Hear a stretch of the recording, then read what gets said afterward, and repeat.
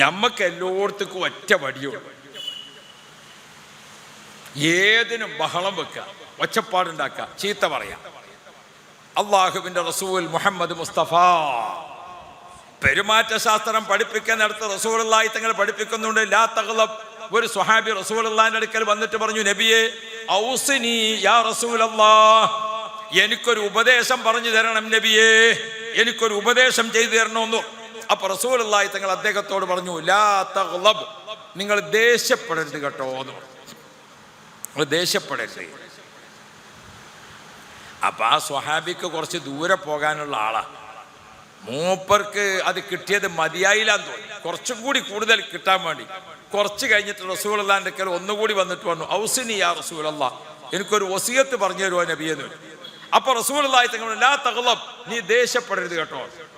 മൂന്നാമത്തെ പ്രാവശ്യം അയാളോട് പറഞ്ഞു, ലാ തഗ്ളബ്, നീ ദേഷ്യപ്പെടരുതേന്ന് പറഞ്ഞു.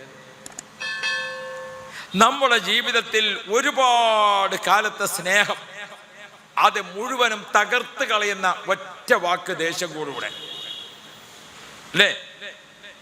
നമ്മളെ പെട്ടെന്നുണ്ടാകുന്ന ഒരു തരം ദേഷ്യമുണ്ട്. ആ ദേഷ്യത്തിന്റെ സമയത്ത് നമ്മുടെ ശരീരത്തിൽ ശൈത്താൻ കയറിയിട്ടുണ്ട്. പിശാച്ച് നമ്മളെ സ്വാധീനിക്കാൻ അല്ലേ? ആ പിശാച്ച് സ്വാധീനിച്ചുകൊണ്ട് ദേഷ്യത്തോടുകൂടെ സംസാരിക്കുമ്പോൾ ഇസ്ലാമിലെ നിയമം എന്താണ്? ഒരു ഖാലി, ഒരു ജഡ്ജ്, അദ്ദേഹം വിധി പറയുമ്പോൾ ദേഷ്യത്തോടുകൂടെ വിധി പറയരുത് എന്നാണ്. എന്തുകൊണ്ട്? ദേഷ്യത്തോടുകൂടെ വിധി പറയാൻ വേണ്ടി വെച്ചാൽ ചിലപ്പോ അദ്ദേഹത്തിന്റെ ആ രക്തം ചൂടായി പിശാച്ച് സ്വാധീനിച്ച് നിൽക്കുന്ന സമയത്ത് അങ്ങോട്ട് വിധി പറഞ്ഞാൽ അത് പിന്നെ സഹിക്കാൻ പറ്റാത്തതായിട്ട്. അതുകൊണ്ട് ഇപ്പൊ ഭൗതിക കോടതിയൊക്കെ അങ്ങനെയാണോ? നമ്മളെ നാട്ടിലെ കോടതിയിലൊക്കെ കേസ് കണ്ടിട്ടില്ലെങ്കിൽ 31-ാം തീയതി വാദം പൂർത്തിയാക്കി വിധി പറയാൻ 15-ാം തീയതിക്ക് മാറ്റിവെച്ചു. എന്താ ഇന്ന് തന്നെയാണ് പറഞ്ഞൂടെ? എന്തിനാ 15-ാം തീയതിക്ക് വെച്ചത്? ഒരു വീണ്ടും വിചാരം. 2 അഡ്വക്കറ്റുമാരും അപ്പുറം ഇട്ടിട്ട് ആ കുരുക്കിയ സംഘത്തെ അങ്ങനെ തന്നെയാണ് വിധി പറയാൻ പറ്റില്ല. ഒരു കേൾവി ശറഇൽ വലിയൊരു നിയമമാണ്, ദേഷ്യപ്പെട്ട സമയത്ത് വിധി പറയരുത്. ഭാര്യയും ഭർത്താവും നല്ല സന്തോഷത്തിൽ കഴിയാണ്, അതിൻ്റെ ഇടക്കാണ് ഇയാൾക്ക് ദേഷ്യം പിടിച്ചത്. മൂപ്പരിപ്പോൾ വല്യപ്പേക്കണ് 65 വയസ്സായി, പെണ്ണുങ്ങൾക്ക് 58 ആയി. ദേഷ്യമാണ് പിടിച്ചു കണ്ട എൻ്റെ 68 ചെല്ലിയാണ്. എത്ര ചെല്ലി? 68 ചെല്ലി. വൈകുന്നേരമായപ്പോൾ ഒരു ചെറിയ കാറ്റും ഒരു ഒയന്ന മഴയും. അപ്പോഴാണ് ഈ ചെല്ലിയത് എന്താന്ന് ആലോചന വരുന്നത്. പള്ളിക്കല ഇമാമിനോട് പോയിട്ട് പറഞ്ഞു, ഇങ്ങനൊരു അബദ്ധം പറ്റിക്കണെന്ന്. അപ്പം ഇമാമ് പറഞ്ഞു, യാതൊരു രക്ഷയില്ല, നിങ്ങൾക്ക് തമ്മിൽ കണ്ടുമുട്ടാൻ പറ്റൂല.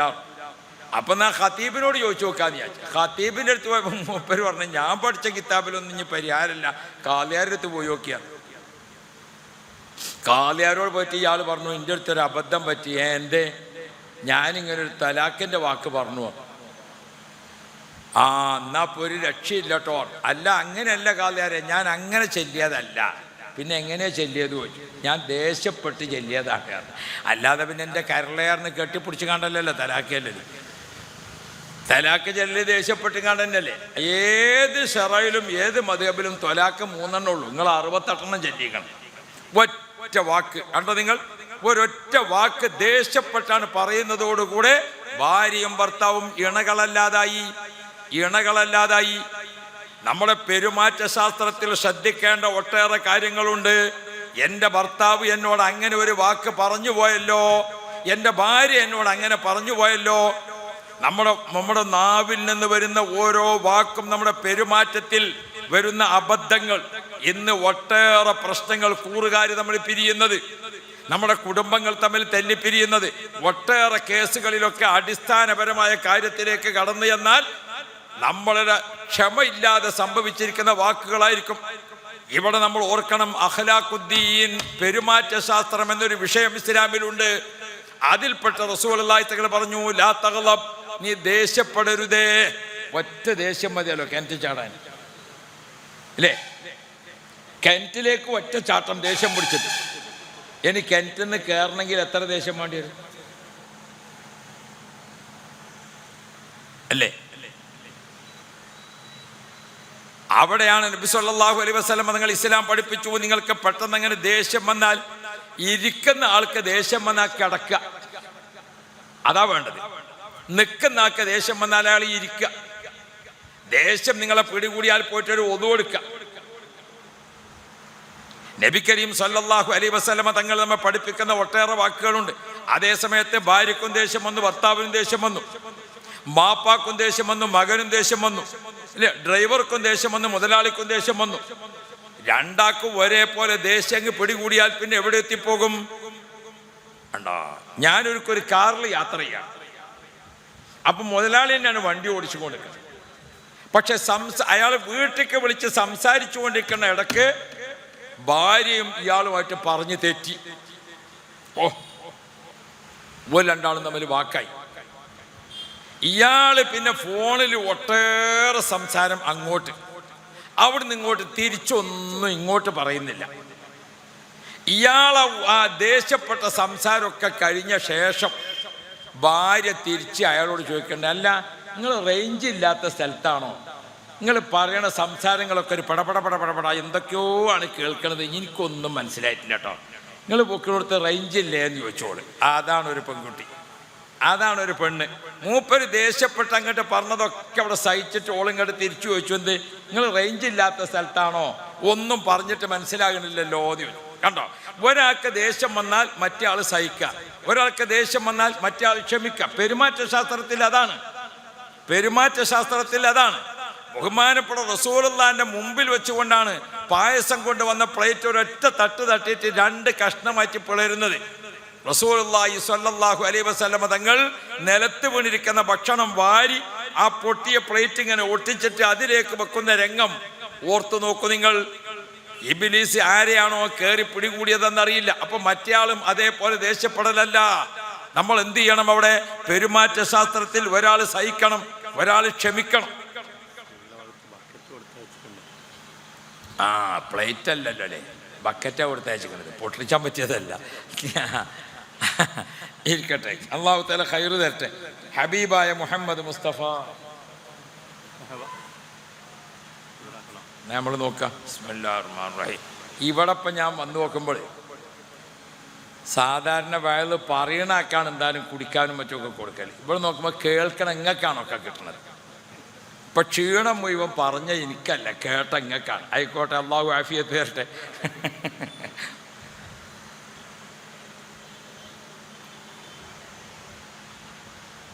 മാറ്റം വരുത്തേണ്ടത് ചെറിയ കുട്ടികളെ നമ്മൾ പറഞ്ഞ് പഠിപ്പിച്ച് പരിവർത്തിപ്പിച്ചു കൊണ്ടുവരലല്ലാതെ. ഞാൻ പറയുന്നത് കുടുംബങ്ങളൊക്കെ കലഹം. പ്രിയപ്പെട്ട ഉമ്മപങ്കന്മാർ, സഹോദരിമാരെ, ജ്യേഷ്ഠനുജന്മാരെ, അയൽവാസികളെ, നമ്മൾ നിസ്കരിക്കുന്ന നിസ്കാരത്തിനും നമ്മൾ ഓതിക്കൊണ്ടിരിക്കുന്ന ഖുർആനുമൊക്കെ നമുക്ക് പ്രതിഫലം കിട്ടണ്ടേ? തമ്മിൽ ദേഷ്യപ്പെട്ട് പിണങ്ങി, ജ്യേഷ്ഠനും അനുജനും തമ്മിൽ പിണങ്ങി, ആ പിണക്കത്തിൽ 2 പേരും തെറ്റുകാരാണെങ്കിൽ 2 ദുആക്കും ഉത്തരമില്ലല്ലോ. ഭാര്യയും ഭർത്താവും തമ്മിൽ പിണങ്ങി 2 വിട്ടുവീഴ്ചക്ക് തയ്യാറല്ലെങ്കിൽ 2 ദുആക്കും ഉത്തരമില്ലല്ലോ. തൊഴിലാളിയും മുതലാളിയും തമ്മിൽ പിണങ്ങി 2 വിട്ടുവീഴ്ചക്ക് തയ്യാറില്ലെങ്കിൽ 2 ദുആക്കും ഉത്തരമില്ലല്ലോ. ഇവിടെയാണ് നമ്മളൊക്കെ ആലോചിക്കേണ്ടത്, ഇവിടെയാണ് നമ്മളൊക്കെ ചിന്തിക്കേണ്ടത്. നമ്മുടെ പ്രാർത്ഥനയ്ക്ക് പോലും ഉത്തരം ലഭിക്കാത്ത വിധം നോക്കൂ നിങ്ങൾ. മനുഷ്യ സഹജമായി ദേഷ്യം വരാം, പിണങ്ങാം. പക്ഷെ എന്ത് വേണം? എപ്പോഴും ഒരു വിഷയത്തിൽ ഒരു വീണ്ടും വിചാരം, നമുക്കൊരു വീണ്ടും വിചാരം. അതാണ് അവിടെ ഓർമ്മപ്പെടുത്തേണ്ടത്. ഒരാൾ കുറച്ച് സഹിക്കുക, ഒരാൾ മറക്കുക, ഒരാൾ പൊറുക്കുക, അവിടെയാണ് ഓർമ്മപ്പെടുത്തേണ്ടത്. ഒരു വാപ്പാക്ക് ദേഷ്യം പിടിച്ചു മകനോട്. ദേഷ്യപ്പെട്ട് വാപ്പ മകനെ ചീത്ത പറഞ്ഞ കൂട്ടത്തിൽ കുറച്ച് ഓവറായിപ്പോയി. എന്താ പറഞ്ഞത്? പറഞ്ഞ് വാപ്പ പറഞ്ഞു, എടാ ഹമുക്കെ, ഇജിന്റെ മകനല്ലടാ. അത് മകന് സഹിക്കാൻ കഴിഞ്ഞില്ല. മോൻ എന്ത് ചെയ്തു? ഓൻ വീട്ടിൻ്റെ അകത്ത് കയറി ഓൻ്റെ ഫാൻറ്റും കുപ്പായൊക്കെ എടുത്തിട്ട് വേഗം ഒരു സൂട്ട് കേസിൽ വെച്ചിട്ട് ഓൻ പുറത്ത് മിറ്റത്തിറങ്ങി. ബാപ്പാൻ്റെ പേര് ബിച്ചമ്മദ്ക്കാന്നാ. എന്നാൽ പിന്നെ ബിച്ചമ്മദ്ക്കാൻ ഞാൻ പോട്ടെ എന്ന് വെച്ചു. ആ പോക്ക് പോയിട്ട് 44 വർഷമായി. അവൻ്റെ ജ്യേഷ്ഠനുണ്ടായിരുന്നു, ഒരു മൂസബാക്കവി, എൻ്റെ കൂടെ പഠിച്ചിരുന്നു അയാൾ. ഞാൻ കഴിഞ്ഞ പ്രാവശ്യം കണ്ടപ്പോൾ അയാളോട് ചോദിച്ചു, അനുജനെ പറ്റി വല്ല വിവരമുണ്ടോ? ഒരു വിവരമില്ല. എന്തുകൊണ്ട്? വാപ്പ ചീത്ത പറഞ്ഞപ്പോൾ എൻ്റെ മകനല്ല എന്ന് പറഞ്ഞത് സഹിക്കാൻ ആർക്ക് പറ്റിയില്ല? മകന് പറ്റിയില്ല. പിന്നെ വാപ്പാക്ക് ഖേദായി. അവിടെ അന്വേഷിച്ചു, ഇവിടെ അന്വേഷിച്ചു, വിജയവാഡ അന്വേഷിച്ചു, വിശാഖപട്ടണത്തെ അന്വേഷിച്ചു. എവിടെ അന്വേഷിച്ചിട്ട് എന്താ? ആളെപ്പറ്റി പിന്നെ ഒരു പിടുത്തോ. 44 കൊല്ലമായി ഒരു വിവരമല്ല. ഓ പ്രിയപ്പെട്ടവരെ, ഇതാണ് റസൂലുള്ളാഹി തങ്ങൾ പറഞ്ഞത്, ദേഷ്യപ്പെടുമ്പോൾ സഹിക്കണം, സംസാരിക്കല്ലേ. ദേഷ്യപ്പെടുമ്പോൾ വിധി പറയല്ലേ. ലാ തഗ്ളബ്, നീ ദേഷ്യപ്പെടരുതേ. അഖ്ലാഖുദ്ദീൻ, പെരുമാറ്റ ശാസ്ത്രം.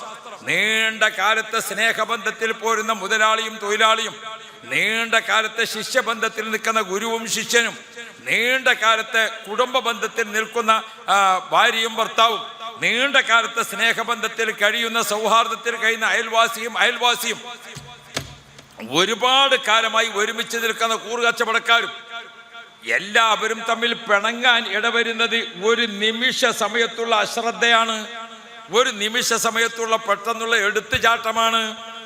ഇസ്ലാം പഠിപ്പിക്കുന്ന ഒരു പെരുമാറ്റ ശാസ്ത്രത്തിൽ കാണാം. സഹിക്കണം നമ്മൾ, മറക്കണം നമ്മൾ, പൊറുക്കണം നമ്മൾ. ഓർത്തു നോക്കൂ, അള്ളാഹുവാണ് ഉടമസ്ഥൻ. നമ്മൾ ഈ ദേഷ്യമൊക്കെ പടച്ചോൻ ഉണ്ടാകുകയാണെങ്കിൽ എന്തേക്കാരം സ്ഥിതി? നമ്മളിപ്പോ തമ്മിൽ കാണിക്കുന്ന ഈ അക്രമം, നമ്മൾ ഈ തമ്മിൽ കാണിക്കുന്ന ഈ ദേഷ്യം, ഇതൊക്കെ പടച്ചോന് നമ്മളോടുണ്ടെങ്കിൽ ജീവുള്ള ആരെങ്കിലും ഇവിടെ ബാക്കിയുണ്ടാവും? നമ്മൾ ഓരോരുത്തരടുത്തും എന്തൊക്കെ അബദ്ധങ്ങളാണ് പറ്റുന്നത്, എന്തൊക്കെ തെറ്റുകളാണ് പറ്റുന്നത്, അള്ളാഹിനെ ധിക്കരിച്ചുകൊണ്ട് എന്തൊക്കെയാണ് ഇവിടെ നടക്കുന്നത്. പക്ഷേ അള്ളാഹു തആല ഓർമ്മപ്പെടുന്നത് നബ്ബി ഇബാദി അന്നീ അനൽ ഗഫൂറുർ റഹീം. നബി സല്ലല്ലാഹു അലൈഹി വസല്ലം തങ്ങളോട് ഖുർആൻ ഉണർത്തി കൊടുക്കുന്ന നബിയെ, അള്ളാഹുവിനെ പറ്റി ലോകത്തിന് പരിചയപ്പെടുത്തി കൊടുക്കണം. നബ്ബി ഇബാദി, എൻ്റെ അടിമകളോട് പറയണം നബിയെ, അന്നീ അനൽ ഗഫൂറുർ റഹീം. ബക്കറ്റ് പോകുന്നുണ്ട്, എവിടെ പോയി? സ്ത്രീകളെ ഭാഗത്തേക്ക്. അല്ലാഹു റബ്ബി, സ്ത്രീകളൊക്കെ എല്ലാവരും നല്ല സംഭാവന കൊടുക്കണം. നല്ല ഉറൂസ് മുബാറക്ക് നടക്കുമ്പോൾ നമ്മുടെ കമ്മിറ്റിക്കാർക്ക് ഒരു സന്തോഷമാകണമെങ്കിൽ, അതായത് നടത്തിപ്പുകാർക്ക് ഈ കൊല്ലം നടത്തിയിട്ട് വല്ലതും 10 രൂപ മിച്ചം വരണം. അപ്പോഴാണ് അടുത്ത കൊല്ലം. കഴിഞ്ഞ കൊല്ലം കുറച്ച് മെച്ചാന്നാണ് തോന്നുന്നത്. അതാ ഇക്കൊല്ലം 8 ദിവസത്തെ വാങ്ങി വെച്ചത്. കഴിഞ്ഞ വർഷം എത്ര ദിവസമുള്ളൂ? 4 ദിവസമുള്ളൂ. 5-ാമത്തെ ദിവസം സമാപനമാണ്. ഈ പ്രാവശ്യം 8 ദിവസം വെച്ചതുകൊണ്ടാണ്. കഴിഞ്ഞ കൊല്ലം കുറച്ച് മെച്ചമായതുകൊണ്ടാണ്. 2 നിലക്ക് മെച്ചം വേണം. ഒന്ന്, സഭകളിലൊക്കെ ആളുകൾ കേട്ട് കൂടുതൽ കാര്യങ്ങൾ ഉൾക്കൊണ്ട് സംഭാവനയും കാര്യങ്ങളൊക്കെ കിട്ടി. എല്ലാം കൊണ്ടും മെച്ചം വേണം. അള്ളാഹു തആല നമ്മളെ എല്ലാ സഹോദരിമാർക്കും നീ റഹ്മത്ത് ചെയ്യണേ അല്ലാ. ഈ സഭയിലിരിക്കുന്ന എല്ലാവർക്കും നീ ബർക്കത്ത് നൽകണേ അല്ലാ. ഓ പ്രിയപ്പെട്ട മുഅ്മിനുകളെ, സൃഷ്ടികളായ നമ്മളിൽ, വിശ്വാസികളായ നമ്മളിൽ സംഭവിക്കുന്ന അബദ്ധങ്ങൾ, നമ്മളിൽ സംഭവിക്കുന്ന പാകപ്പിഴവുകൾ, നമ്മളിൽ സംഭവിക്കുന്ന പോരായ്മകൾ, നമ്മളിൽ ഉണ്ടായിക്കൊടുക്കുന്ന എടുത്തുചാട്ടങ്ങൾ, യാ റബ്ബ്, ഇതൊക്കെ അല്ലാഹു തആല നബ്ബി ഇബാദി, എൻ്റെ അടിമകളോട് നിങ്ങൾ കൊടുക്കണം. അന്നീ അനൽ ഗഫൂറുർ റഹീം, ഞാൻ അങ്ങേയറ്റത്തെ മാപ്പ് നൽകുന്നവനും അങ്ങേയറ്റത്തെ കൃപ ചെയ്യുന്നവനുമാണ്. അള്ളാഹുവിൻ്റെ ഓർഡർ അതാ. നമ്മളൊക്കെ എന്തൊക്കെ ചെയ്യുന്നു, അല്ല എന്ന് പറഞ്ഞവനൊക്കെ അള്ളാഹു തആല ഏത് കൊടുക്കാണ്? ഭക്ഷണം കൊടുക്കാണ്. അള്ളാഹുവിനെ നിഷേധിക്കുന്നവനുണ്ട്, ഓനിക്കും ഭക്ഷണം. അള്ളാഹിനെ ധിക്കരിക്കുന്നവരുണ്ട്, ഓനിക്കും വായു. അള്ളാഹു സുബ്ഹാനഹു വ തആല ഈ വക വിഷയങ്ങളൊന്നുമില്ലല്ലോ. അള്ളാഹു തആല എന്താ ചെയ്യണത്? എല്ലാറ്റിലും ഒരു മറവി, ഒരു പൊരുത്തപ്പെട്ടു കൊടുക്കൽ, ഒരു അഫൂ ചെയ്തു കൊടുക്കൽ, അതല്ലേ അള്ളാഹു തആല ചെയ്യണത്. നമ്മൾ എന്തിനാ തമ്മിൽ ഇത്ര വാശി? കുടുംബക്കാർ തമ്മിലാണ് തെറ്റിയതെങ്കിൽ എത്ര മദ്യം പറഞ്ഞാലും നന്നാവില്ല. ജ്യേഷ്ഠനും അനുജനും തമ്മിൽ പിണങ്ങി നോക്കുമ്പോൾ എത്ര പറഞ്ഞിട്ട് ഇവരനുസരിക്കുന്നില്ല. ചില ഭാര്യ ഭർത്താക്കളൊക്കെ ഉണ്ട്. ഞാൻ എൻ്റെ പ്രിയപ്പെട്ടവരോട് പറയുന്നത്, ഒരു കുട്ടിയായി അല്ലെങ്കിൽ 2 കുട്ടിയായി, ചിലപ്പോൾ 3 കുട്ടികളായി, എന്തെങ്കിലുമൊക്കെ അബദ്ധം ഭാര്യയിൽ സംഭവിച്ചു, അല്ലെങ്കിൽ ഒരു അബദ്ധം ഭർത്താവിൽ സംഭവിച്ചു, അതിന് ഇത്രയൊക്കെ പിടിവാശി വേണോ? അതിന് ഇത്രയൊക്കെ ദുർവാശി വേണോ? നിസാര കാര്യങ്ങളായിരിക്കും ഉണ്ടാവുക. സുബ്ഹാനല്ലാഹ്, ഗർഭകാലത്ത് പോലും ഭാര്യയുമായി പിണങ്ങി നിൽക്കുന്ന ഭർത്താക്കളുണ്ട്. ഒരു ഗർഭിണിയെ സംബന്ധിച്ചിടത്തോളം അവൾക്ക് ഗർഭകാലത്ത് നല്ല ആശ്വാസം കൊടുക്കണം, നല്ല സമാധാനം കൊടുക്കണം, നല്ല സന്തോഷം കൊടുക്കണം, നല്ല വിഭവസമൃദ്ധമായ പോഷകാഹാരം കൊടുക്കണം. അങ്ങനെ അവളെ നല്ല പോലെ സന്തോഷിപ്പിക്കണം. അപ്പോഴാണ് ഗർഭത്തിലിരിക്കുന്ന കുട്ടി ആരോഗ്യവാനാകുക, ഗർഭത്തിലിരിക്കുന്ന കുട്ടിക്ക് ബുദ്ധിശക്തി ഉണ്ടാകുക, ഗർഭത്തിലിരിക്കുന്ന കുട്ടിക്ക് നല്ല മെമ്മറി പവർ ഉണ്ടാകുക. ഗർഭത്തിലിരിക്കുന്ന കുട്ടി നമുക്ക് ഉപകരിക്കുന്ന മോനാകണോ, ഉപകരിക്കുന്ന മോളാവണോ, നല്ല ബുദ്ധി, നല്ല തൻ്റെ ഇടം, നല്ല മെമ്മറി പവർ, ഇതൊക്കെ കുട്ടികൾക്കുണ്ടാകണമെങ്കിൽ ഉമ്മാന്റെ മനസ്സ് നല്ല ശാന്തമാവണം. ഗർഭകാലത്ത് സ്ത്രീകൾക്ക് നല്ല സംരക്ഷണം കൊടുക്കണം, നല്ല സമാധാനം കൊടുക്കണം, കൂടുതൽ സ്നേഹം കൊടുക്കണം. അവർക്ക് കൊടുക്കേണ്ട ആഹാരങ്ങളൊക്കെ കുറച്ചുകൂടി പോഷകാഹാരങ്ങൾ കൊടുക്കണം. അപ്പോ ഉമ്മ നല്ല ആഹാരം കഴിച്ചാൽ, നല്ല സ്വഭാവമായാൽ, നല്ല മനസ്സമാധാനം ഉണ്ടായാൽ അതിൽ പ്രസവിക്കുന്ന മക്കൾക്ക് അത്ര നല്ല സ്വഭാവം ഉണ്ടാകും, അത്ര നല്ല ബുദ്ധി വൈഭവം ഉണ്ടാകും, അത്ര നല്ല മെമ്മറി പവർ ഉണ്ടാകും. ഇപ്പൊ നമ്മളെ ഈ പെരുമാറ്റത്തിൽ വരുന്ന, സംസാരത്തിൽ വരുന്ന ചില അബദ്ധങ്ങൾ ചില വീടുകളിലൊക്കെ ചെന്ന് നോക്കിയാൽ എങ്ങനെ ഉണ്ടാവും? ഒരു കുട്ടി, മൂത്ത കുട്ടി എത്ര വയസ്സായി? 3.5 വയസ്സ്. ആ ഉമ്മ രണ്ടാമതൊരു കുട്ടിയെ പ്രസവിച്ചു അല്ലേ? ചില കുട്ടികളൊക്കെ എന്ത് ചെയ്യും? ചില കുട്ടികൾ, മുതിർന്ന കുട്ടി, ആദ്യം പ്രസവിച്ചിരിക്കുന്ന കുട്ടി 3 വയസ്സ് 3.5 വയസ്സൊക്കെ ആയ കുട്ടി എന്ത് ചെയ്യും? രണ്ടാമത്തെ കുട്ടിയെ നല്ലപോലെ ഓമനിക്കും, താലോലിക്കും, സന്തോഷിപ്പിക്കും അല്ലേ? ചില കുട്ടികൾ ചാൻസ് കിട്ടിയാൽ വികൃതി കാണിക്കും. ചില കുട്ടികൾ ചാൻസ് കിട്ടിയാൽ മറ്റേ കുട്ടി എന്താക്കും? വികൃതി കാണിക്കും. ആണോ അല്ലേ? ഇതെങ്ങനെ സംഭവിക്കുന്നു? മനഃശാസ്ത്രജ്ഞൻ അവിടെ ഓർമ്മപ്പെടുത്തുന്നുണ്ട്. നമ്മളെ ചില പെരുമാറ്റത്തിൽ വന്ന അബദ്ധമാണ്. എന്താണത്? ഒരു കുട്ടി, ഒറ്റ കുട്ടിയാകുമ്പോൾ ആ കുട്ടിക്ക് എല്ലാ സ്നേഹം. വാപ്പ മിഠായി കൊണ്ടുവന്നാൽ ഈ കുട്ടിയുടെ കയ്യിൽ, വാപ്പ കളർ പെൻസിൽ വന്നാൽ കുട്ടിയുടെ കയ്യിൽ, വാപ്പ എന്തെങ്കിലും കളിക്കോപ്പ് കൊണ്ടുവന്നാൽ കുട്ടിയുടെ കയ്യിൽ. ഇങ്ങനെ നിൽക്കുമ്പോഴാണ് രണ്ടാമത്തെ ഗർഭം. ആ രണ്ടാമത്തെ ഗർഭം ഇങ്ങനെ പ്രസവിക്കാനാകുമ്പോൾ വീട്ടിൽ വരുന്ന അമ്മായി, വീട്ടിൽ വരുന്ന ഉമ്മ, വീട്ടിൽ വരുന്ന മറ്റുള്ളവർ, അവരൊക്കെ പറയും ഈ മൂത്ത കുട്ടിയോട്, എൻ്റെ പവർ കഴിഞ്ഞിക്കണേ, നീ ഇനിയിപ്പോൾ അങ്ങനെ കളിക്കാൻ നിൽക്കണ്ട, ഞങ്ങൾക്ക് ഇവിടെ വേറെ കുട്ടി വരുന്നുണ്ട്. പറയില്ലേ? അല്ലേ? ഞങ്ങൾക്കിവിടെ വേറെ കുട്ടി വരുന്നുണ്ട്, ഇനി മുട്ടായി കൊന്നാൽ നിന്റെ അടുത്ത് തരൂല, ഓൻ്റെ അടുത്താണ് കൊടുക്കുക. ഇങ്ങനെ എന്ത് ചെയ്യും? ഈ കുട്ടിയെ നമ്മൾ പഠിപ്പിക്കാണ്. പറയാതെ കുട്ടി പഠിക്കുന്ന ഒരു സംഗതിയുണ്ട്. എന്താണ്? എനിക്കൊരു ശത്രു വരുന്നുണ്ട്. നമ്മൾ താലോലിച്ച് പറഞ്ഞതാണ്, നമ്മൾ ഓമനിച്ച് പറഞ്ഞതാണ്. പക്ഷെ പറഞ്ഞ വാക്കൊക്കെ എന്താണ്? പറഞ്ഞ വാക്കൊക്കെ ഇനി നിന്റെ കളിയൊന്നും നടക്കൂല, ഇനി മുട്ടായി കൊണ്ടുവന്നാൽ മറ്റോനിക്കാണ് കൊടുക്കുക, ഇനി ഓമനിക്കൽ മറ്റോരാണ്. അപ്പൊ താലോലിക്കലും ഓമനിക്കലും വാത്സല്യം ബാക്കിയുള്ളതൊക്കെ ആർക്കാണ് കിട്ടാൻ പോകുന്നത്? ഉമ്മയുടെ വയറ്റിൽ പുതിയൊരു കുട്ടി വരുന്നുണ്ട്. ആ കുട്ടി എൻ്റെ എല്ലാ ഗുണങ്ങളും നശിപ്പിക്കും, എൻ്റെ എല്ലാ ആനുകൂല്യങ്ങളും ഇല്ലാതാക്കും. എനിക്കൊരു ശത്രുവാണ് വരുന്നത്. ഒരു ദിവസം ഹോസ്പിറ്റലിലേക്ക് ഉമ്മാനെ കൊണ്ടുപോയി അല്ലേ? അപ്പൊ തന്നെ ഈ കുട്ടി പിറ്റുന്നു.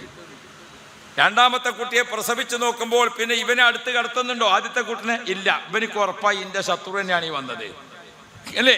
അമ്മിഞ്ഞപ്പാലൊക്കെ കിട്ടുന്നത് ആർക്കാണ്? ഇവനിക്കാണ്. ആനുകൂല്യങ്ങളൊക്കെ കിട്ടുന്നത് ഇവനിക്കാണ്.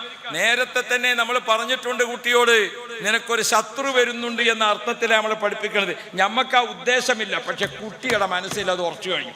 കുട്ടി ചാൻസ് കിട്ടുമ്പോൾ വരെ കണ്ണിന് വന്നു. കുട്ടി ചാൻസ് കിട്ടുമ്പോൾ ഈ ചെറിയ കുട്ടിയൊന്നുള്ളൂ. അതേ സമയത്ത് ഉമ്മമാരെന്ത് ചെയ്യണം? ഉമ്മമാർ രണ്ടാമത്തെ കുട്ടിയെ ഗർഭമാകുമ്പോൾ മൂത്ത കുട്ടിയോട് പറയണം, നിനക്കൊരു അനിയൻ വരുന്നുണ്ട്, ആ കുട്ടി നിന്നെ കളിപ്പിക്കും, നിനക്ക് കളിക്കാൻ ഒരാൾ വരുന്നുണ്ട്, നിനക്കൊപ്പം ചിരിക്കാൻ ഒരാൾ വരുന്നുണ്ട്, നിനക്കൊപ്പം സ്കൂളിൽ പോകാൻ ഒരാൾ വരുന്നുണ്ട്, നിനക്കൊരു കൂട്ടുകാരൻ വരുന്നുണ്ട്. അങ്ങനെ ജനിക്കാൻ പോകുന്ന കുട്ടിയെപ്പറ്റി മുതിർന്ന കുട്ടിയോട്, ജനിച്ച കുട്ടിയോട് എന്ത് ചെയ്യണം? ജനിക്കാൻ പോകുന്ന കുട്ടിയെപ്പറ്റി സന്തോഷം പറയണം, ആഹ്ലാദം പറയണം. ആ കുട്ടി നിന്നെ അങ്ങനെയാക്കും ഇങ്ങനെയാക്കും സന്തോഷം പറയണം. അപ്പോൾ ആ കുട്ടി ജനിച്ചു എന്ന് കേൾക്കുമ്പോൾ കുട്ടിക്ക് വല്ലാത്ത, ഇപ്പം നമ്മുടെയൊക്കെ കീസിൽ നിന്ന് ചിലപ്പോൾ ഭാര്യമാർ 50ൻ്റെ നോട്ടൊക്കെ എടുക്കൂലേ? നിങ്ങളെ കണ്ണും മോറും കണ്ടാൽ എടുത്താൽ കഥ കഴിയണ മട്ടാണ്. 50 or 100 ചിലപ്പോൾ ഭാര്യമാരെന്താക്കും? പോക്കറ്റിൽ നിന്ന് എടുക്കും. എന്തുകൊണ്ട്?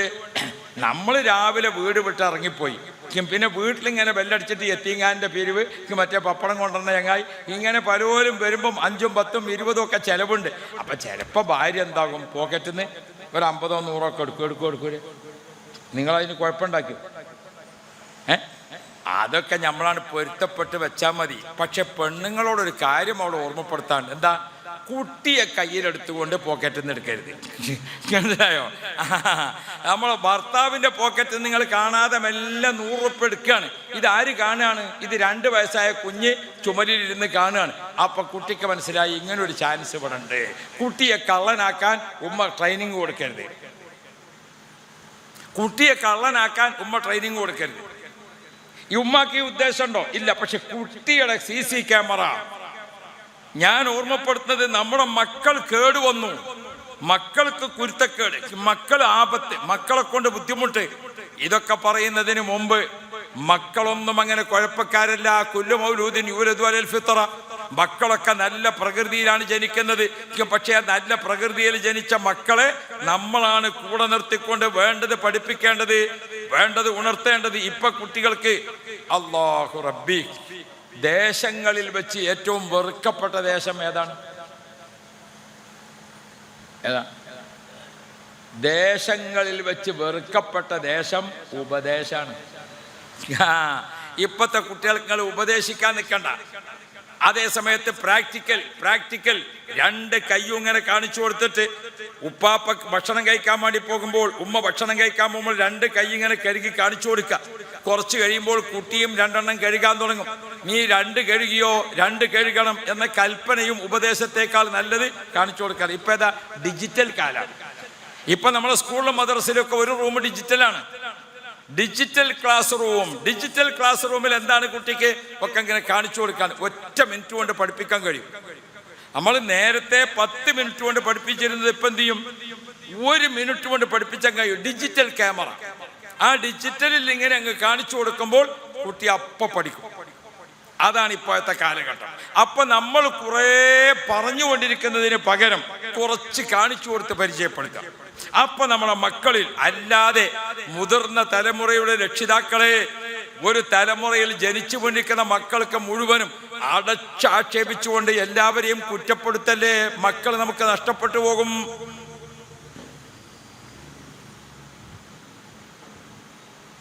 പിന്നെ ദുനിയാവും ആഖിറവും രക്ഷപ്പെടാനുള്ള ഒരു മരുന്നുണ്ട്. ആ മരുന്ന് നിങ്ങൾക്ക് നൽകി ഞാൻ ഇന്നത്തെ വേള അവസാനിപ്പിക്കും. എന്താണ് ആ മരുന്ന്? അഷ്റഫുൽ വറ മുഹമ്മദുർ റസൂലുള്ളാഹി വിശുദ്ധ ഖുർആൻ ഓതിക്കൊണ്ട് നമ്മെ പഠിപ്പിക്കുന്നുണ്ട്. അതേതാണ്? അത് ഹൃദയം അറിഞ്ഞ പ്രാർത്ഥനയാണ്. ആ ഹൃദയം അറിഞ്ഞ ദുആ നടക്കുമ്പോൾ നമ്മളിൽ അല്ലാഹു തആല നിശ്ചയിച്ചിരിക്കുന്ന ഒരു കണ്ണുനീരുണ്ട്. നമ്മുടെ കണ്ണുനീര് വലിയ ഒരു ഔഷധമാണ്. അതിന്റെ ശക്തി എത്രയാണെന്നറിയോ? സുബ്ഹാന ജല്ല ജലാലു. ഇവിടെ എങ്ങാനും ഇപ്പൊ പെട്ടെന്നൊരു തീപിടുത്തുണ്ടായാൽ ഉടനെ നമ്മൾ ഫയർഫോഴ്സിനെ വിളിക്കും. ഫയർഫോഴ്സ് വന്നിട്ട് എന്താക്കും? ഒന്നായിട്ട് തീ കെടുത്താൻ. അല്ലാ, പിടിക്കേണ്ട പോലെയാണ്. തീ പിടിച്ചാൽ ഫയർഫോഴ്സ് പെട്ടെന്നൊന്നും. വിമാനത്തിന് തീ പിടിച്ചപ്പോൾ ഫയർഫോഴ്സ് എത്ര ശ്രമിക്കേണ്ടി വന്നു, എന്നിട്ടും തീ മുഴുവനും ആയിട്ടില്ല. പെട്രോൾ ടാങ്കിന് തീ പിടിച്ചപ്പോൾ ഫയർഫോഴ്സ് എത്ര മെനക്കെടേണ്ടി വന്നു.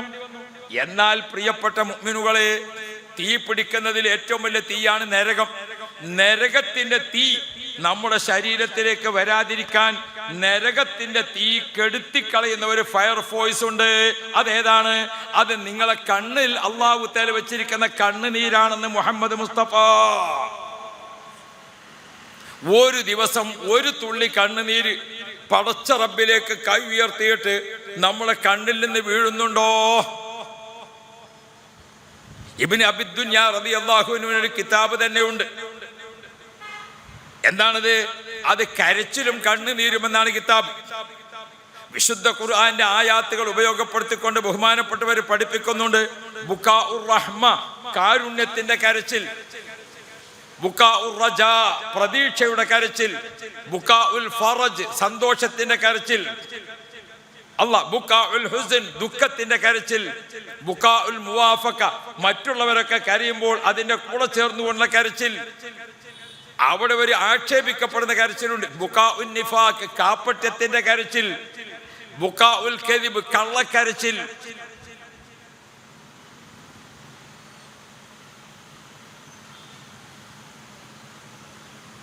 നബി കരീം സല്ലല്ലാഹു അലൈഹി വസല്ലമ തങ്ങളും സ്വഹാബാക്കളും ഒരു ചെറിയ സദസ്സിൽ ഇങ്ങനെ ഇരിക്കുമ്പോൾ ഒരാൾ വന്നിട്ട് പറഞ്ഞു, നബിയേ, തങ്ങളെ മോള് സൈനബുവിന്റെ കുട്ടി മരണപ്പെട്ടിട്ടുണ്ട്.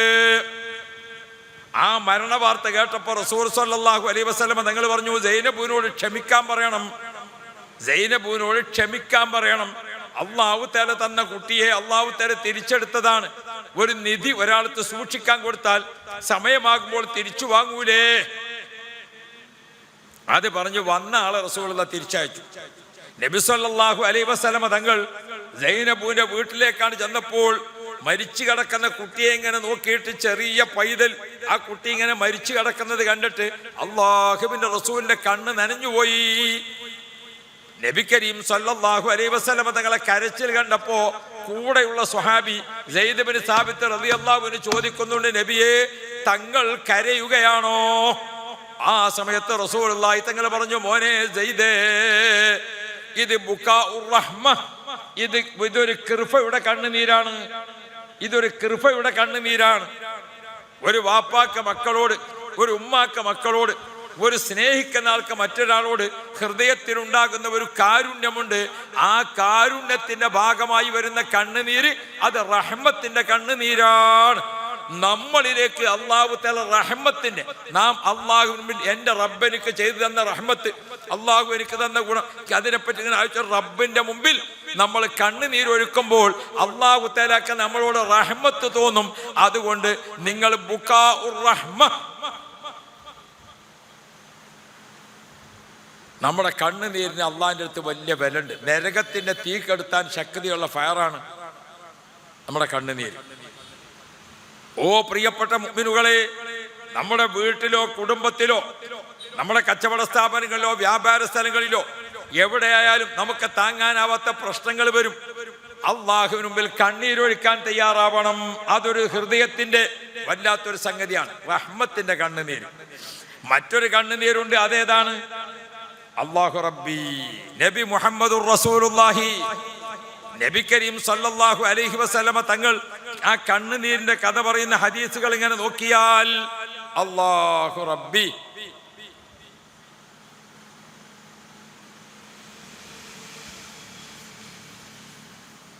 മക്കളും കുടുംബങ്ങളും അയൽവാസികളും കൂട്ടുകാരും ഇങ്ങനെയൊക്കെയായി നമ്മൾ ഒരുമിച്ച് നിൽക്കുമ്പോൾ ആ ഒരുമിച്ച് നിൽക്കുന്ന സംഭവങ്ങളിൽ ചില കാര്യങ്ങൾ ഉണ്ടാകുമ്പോൾ നമുക്കെന്താണ് ഉണ്ടാകേണ്ടത്?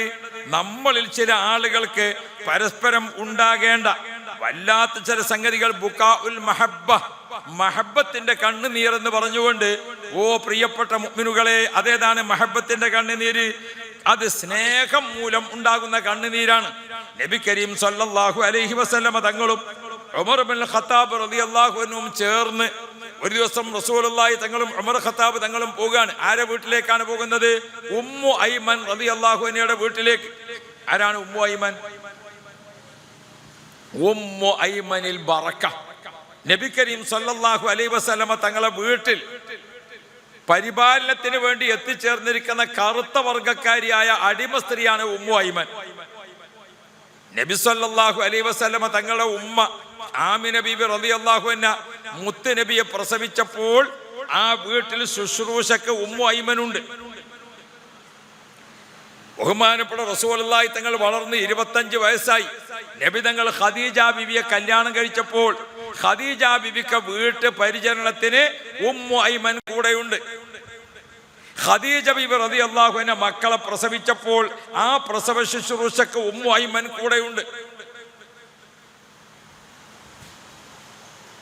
ഖദീജ ബീബി റളിയല്ലാഹു അൻഹ പ്രസവിച്ചിട്ട് ഫാത്തിമ ബീബി മക്കളെ പ്രസവിച്ചപ്പോൾ ആ കുട്ടികളെ പ്രസവ ശുശ്രൂഷക്ക് ഉമ്മു ഐമൻ കൂടെയുണ്ട്. ദീർഘകാലം മുത്തുനബിന്റെ വീട്ടിൽ ഉണ്ടായ സഹോദരിയാണ് ഉമ്മു ഐമൻ. മാത്രമല്ല, ആമിന ബീബി റളിയല്ലാഹു അൻഹ 6ാമത്തെ വയസ്സ് റസൂലുള്ളാഹിക്ക് പ്രായമാകുമ്പോൾ ചെറിയ കുട്ടിയുടെ കയ്യും പിടിച്ചിട്ട് മദീനത്തേക്ക് യാത്ര പോവുകയാണ്.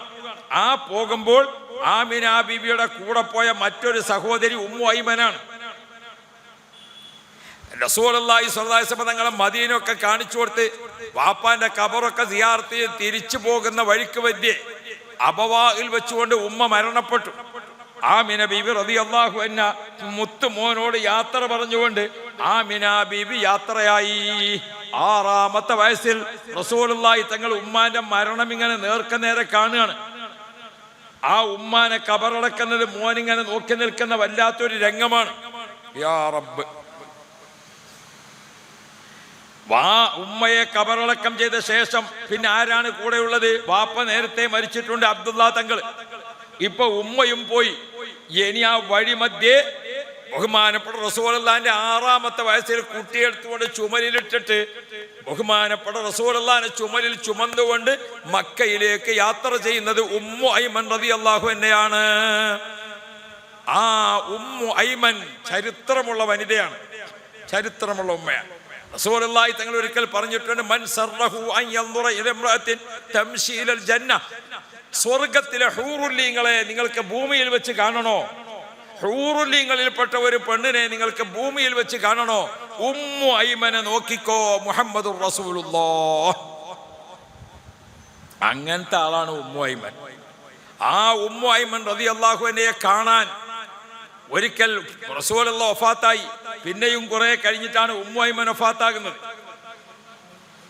റസൂലുള്ളാഹിന്റെ വഫാത്തിന് ശേഷം ഉമ്മു ഐമൻ താമസിക്കുന്ന വീട്ടിലേക്ക് വിവരങ്ങൾ അന്വേഷിക്കാനും മറ്റുമായിട്ട് പോയി. ആരാ പോണത്? സിദ്ദീഖ് റളിയല്ലാഹു അൻഹു, പിന്നെ ഉമർ ഇബ്നുൽ ഖത്താബ് റളിയല്ലാഹു അൻഹു. അവർ രണ്ടുപേരും ഉമ്മു ഐമനെ കാണാൻ വേണ്ടി ചെന്നിട്ട് ആ വീട്ടിലേക്ക് അങ്ങോട്ട് കയറുമ്പോൾ ഉമ്മു ഐമനെ കണ്ട മാത്രയിൽ ബഹുമാനപ്പെട്ട സിദ്ദീഖ് തങ്ങൾ കരഞ്ഞുപോയി, ഉമർ ഖത്താബ് തങ്ങൾ കരഞ്ഞുപോയി, ഉമ്മു ഐമനും കരഞ്ഞുപോയി. എന്താ കാര്യം? അവർ 3 പേരും നബി മുഹമ്മദുർ റസൂലുള്ളാഹിനെ ഓർത്ത് കരഞ്ഞതാണ്. അതൊരു മഹബത്തിന്റെ കരച്ചിലാണ്, മഹബത്തിന്റെ കരച്ചിൽ. നമ്മളൊക്കെ മുത്തുനബിനെ കാണാൻ കൊതിച്ച് കരയും. അല്ലാ, മദീനത്തുനിന്ന് എത്തിയെങ്കിൽ നമുക്ക് കണ്ണുനീരുണ്ട്. മദീനത്തെത്തിയാൽ മുത്തുനബിന്റെ ഹദറത്തിൽ നമുക്ക് കണ്ണുനീരുണ്ട്. അത് മഹബത്തിന്റെ കണ്ണുനീരാണ്, നരകത്തെ കാക്കുന്ന കണ്ണുനീരാണെന്ന് മുഹമ്മദ് മുസ്തഫ